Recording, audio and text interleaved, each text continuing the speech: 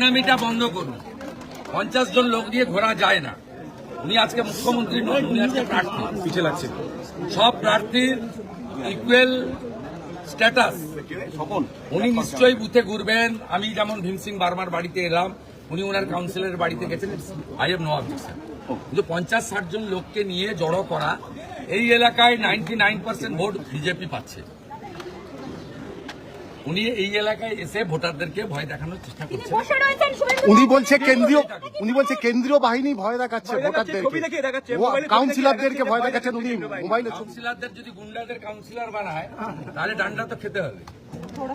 উনি তো কোনো ভদ্রলোককে কাউন্সিলর বানাননি, গুন্ডাদের কাউন্সিলর। গুন্ডাদের ডান্ডা খেতে হবে। আপনি ভোট কেমন দেখলেন এখনো পর্যন্ত বিভিন্ন জায়গায় ঘুরে? আর একটু স্পিডে হলে ভালো হতো।